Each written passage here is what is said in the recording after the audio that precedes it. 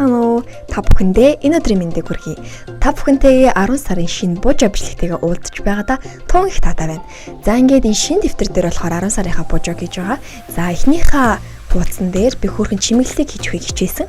Энийгээ 2 хөөрхөн зураг угаалгаад дээрэс нь азуул гэд нэрээ бичиж байна. За ингээд энэ шинэ дэвтэр учраас 10 сарынхаа cover page-ийг хийж гин. Cover page гэдэг маань өмнөх сараа одоогийн сараасаа тусгаарлах хэсэг байгаа. За энэ сар 10 сар болохоор намрын улирал. Тэгэхээр 100-ыг санагалцсан тийм cover page-ийг бол хийхийг хичээсэн байна. Гэтэ намрын улирал миний хувьд бусад улирлуудаас хамгийн үзэсгэлэнтэй улирал юм шиг мэддэг. За ингээд дараа нь Montilog буюу тухайн сарын календарыг бичиж.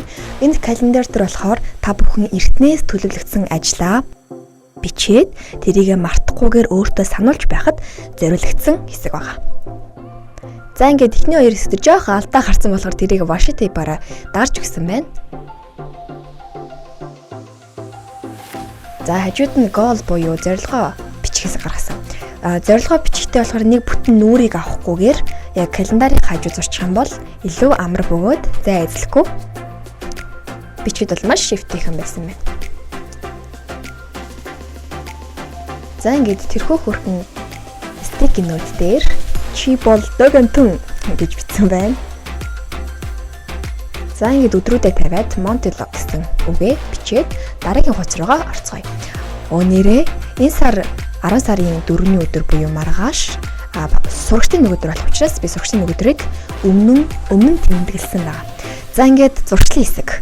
Энэ зуршил маань habit tracker буюу энэ сар өөртөө ямар зуршил яаж хэрэгжүүлмээр байна, ямар зуршлыг өөртөө дадал болгомоор байна гэдгээ тэмдэглэдэг хэсэг. За энэ сарынхаа habit tracker-ыг би бусад саруудынхаас арай өөрөөр хийсэн байна. За ингээд энэ сар би 8 зуршлыг авчирсан байна. За дараагийнх нь болохоор өмнөх 2 сард ерөөсөө хийж байгаагүй хэсэг орж ирсэн. Энэ болохоор brain dump буюу өөрийнхөө толгой дотор юу орж ирсэн бэ? Бүгдөөрнгийн энэ хуудсан дээр буулгах хэсэг орж ирсэн байна. Энэ бол миний хувьд бол маш хэрэгтэй. Би хаяад ингээл юм бодоод явж байгаа. Тэрийг тэмдэглэж авахгүй бол мартчихдаг. Тэгэхээр газ тэмдэглэж авах хэсэг гаргасан байна.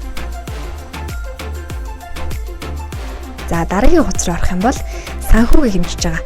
Энэ сарыг болохоор би яг монгол хэлээр хий гэж бодсон. Тэгээд budget tracker гэж өмнө хийдэг байсан бол энэ сар санхүү гэж хийж.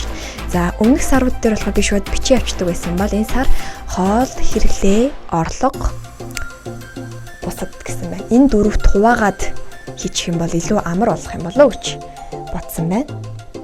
За дараагийн нүрэн дээр mood tracker буюу чи энэ сар яг ямар сэтгэл зүйн байдалтай байсныг илтгэх 30 ширхэг зүрхий зурчихсан байна. Энэ зүрхэн дээр яг тухайн өдрийн сэтгэл зүйн байдлаас шалтгаалаад ямар өнгөөр будахаа шийдэх байгаа. За дараагийн лог маань sleep log баг. Энэ болохоор тухайн өдөр хэдэн цаг унтснаа тэмдэглэх хэсэг. Тэгэхээр энэхүү тракерыг 30 хоног бүлснөөр та өөрийнхөө унтлагын зарчмыг харах боломжтой. Тэгээд өөрөө хэдэн цаг унтахаа хэмнэх боломжтой лог байгаа гэсэн үг. Дараагийн хуудсыг харах юм бол weekly log гэсэн байна. Энэ болохоор 7 хоног бүрийнхаа өдөр өдөрт нь ямар төлөвлөгөөтэй ямар ажлыг хэрэгжүүлэх гэдгээ бүгдөөрийн дэс дараалтайгаар бичиж явах гэсэн байгаа. За ингээд 10 сарын буужаа маань дуусч байна. Дараа сарын 11 сарын буужаа бичлэгтэйгээр эргэн уулзалтаа төр баяртай.